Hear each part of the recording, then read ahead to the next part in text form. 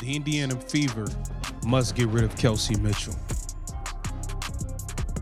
I said it. Caitlin Clark and the Indiana Fever have to move on from Kelsey Mitchell. It is time for a difficult but realistic conversation about the Indiana Fever. The excitement in Indianapolis has been undeniable. The arrival of Caitlin Clark brought national attention, sold-out crowds, and a surge of energy around the franchise. But once the spotlight settles, front offices still have to deal with contracts, salary caps, and long-term planning. That brings us to Kelsey Mitchell. Mitchell has been a steady presence for the Fever. She stayed through rebuilding seasons, carried the scoring load during difficult years, and earned respect for her work ethic and production. Her talent is not in question. She can score at a high level, and she has been one of the team's most reliable offensive players. The issue is financial structure. If the Fever want to build a multi-year contender around Clark, every major contract has to fit within the league's salary cap. That means tough choices. If Mitchell seeks a contract number that limits flexibility, especially with other roster needs like defense, depth, and veteran support, the front office has to evaluate whether that allocation of money aligns with the team's long-term plan. This is not about loyalty or emotion.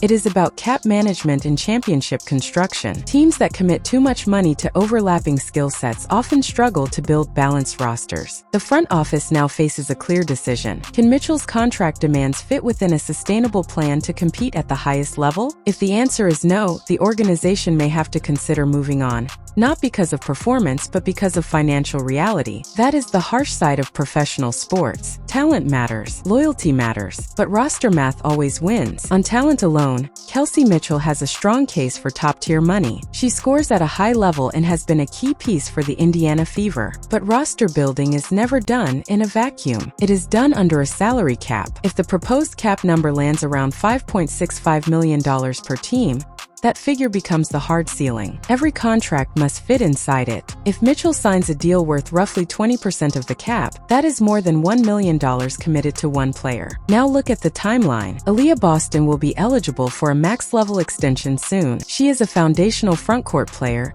and a central part of the team's long-term identity. Shortly after that, Caitlin Clark will be in position to command what could be the largest contract in league history under a new CBA structure. If all three players earn maximum or near maximum deals, the Fever could be committing well over half of their cap space to just three names. In a hard cap league, that leaves limited room for asterisk veteran role players, asterisk defensive specialists, asterisk reliable bench scoring, asterisk injury insurance depth.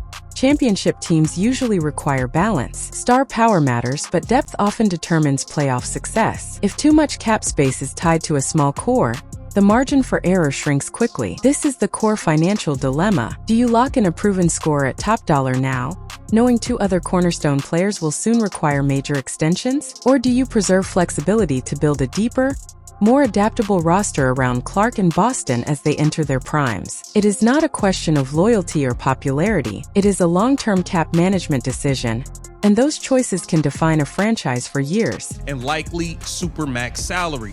As Constable noted, if Mitchell were to receive the new max, her contract combined with Clark's and Boston's will leave Indiana with well less than the new average player salary to spend to fill out the roster under the $5.65 million. Here's the hard truth about cap math in a star-driven league. If the Indiana Fever commit max-level money to Kelsey Mitchell, Aliyah Boston, and eventually Caitlin Clark, they could be allocating well over half, possibly closer to two-thirds, of their salary cap to just three players.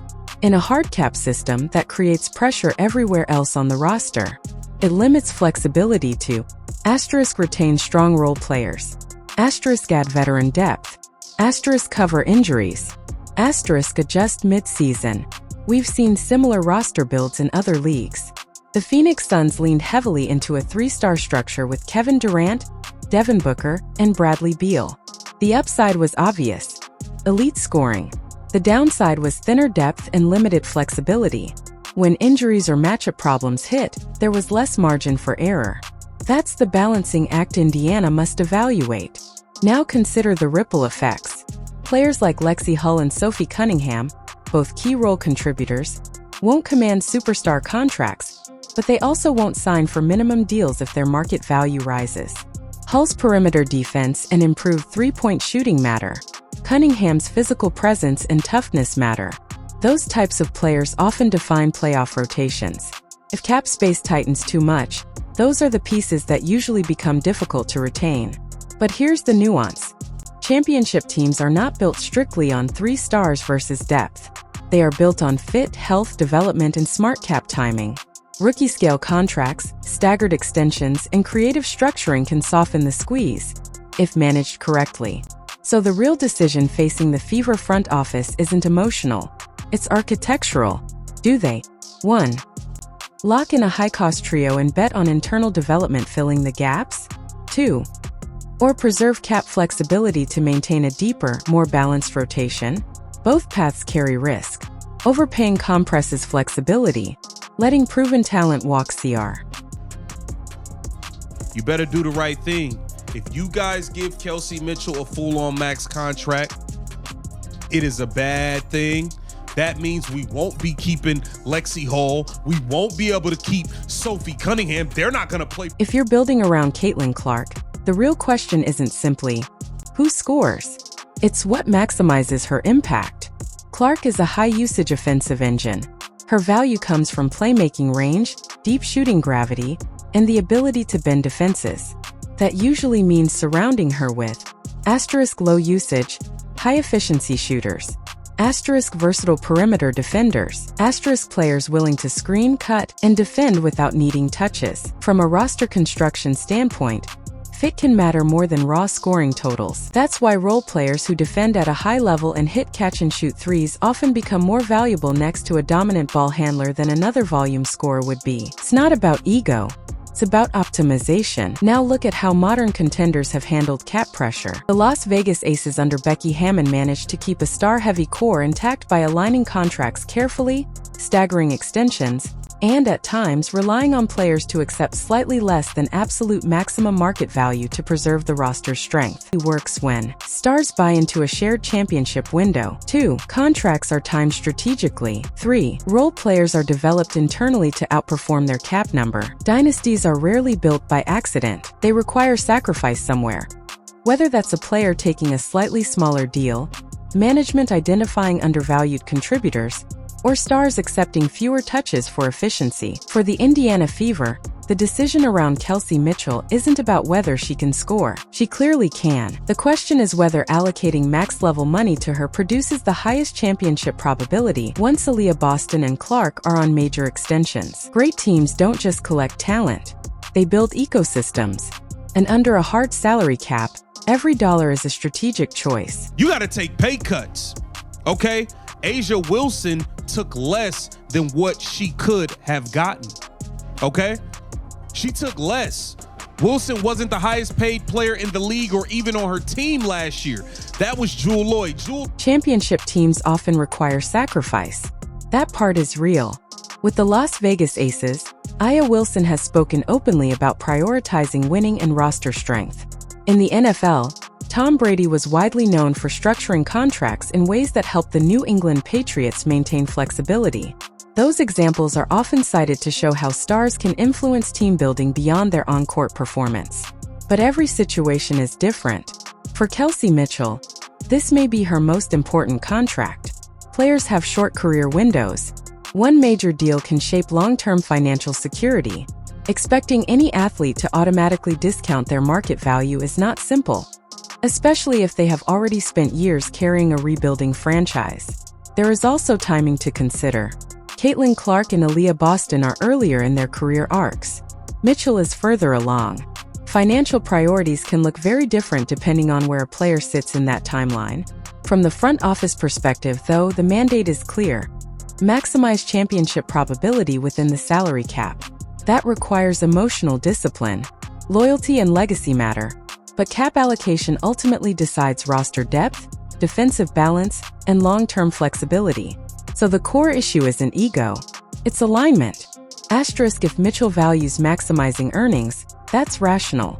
If the franchise prioritizes long-term cap flexibility around a younger core, that's also rational. When those priorities don't match, difficult decisions follow. The front office's responsibility isn't to reward past hardship or protect feelings. It's to build the strongest sustainable contender possible under the financial rules. Whether that includes Mitchell at a reduced number or requires moving in a different direction depends on how both sides define success. If the priority is clear, build the longest possible title window around Caitlin Clark, then every cap decision has to serve that goal. In a hard cap league, giving Kelsey Mitchell a full max deal would lock in a large percentage of team salary to 3 players once Aliyah Boston signs her extension. That doesn't automatically doom the roster, but it sharply reduces flexibility. Depth becomes harder to afford. Defensive specialists and reliable rotation pieces become tougher to retain. There is a short-term option. Use the core designation on Mitchell for 1 season and take a final run with the current structure. But that approach delays, not solves, the cap crunch. It could also limit what the Indiana Fever can offer key role players right now. This is the crossroads many contenders face. In the NFL, Bill Belichick with the New England Patriots often moved on from productive veterans a year early rather than a year late. In the NBA, Pat Riley has done the same with the Miami Heat. The pattern is consistent. Sustainable contenders make uncomfortable decisions before decline forces their hand. Mitchell can be both deserving of a max contract and misaligned with Indiana's long-term cap structure. Those two truths can exist at the same time. The front office's job isn't to reward the past. It's to engineer the future. If their internal projections show that a max deal for Mitchell compresses the roster around Clark and Boston to a dangerous degree, then the logical move may be to preserve flexibility, even if it means losing a proven scorer. Championship windows don't stay open forever. The teams that extend them are usually the ones willing to make the hardest call before they absolutely have to.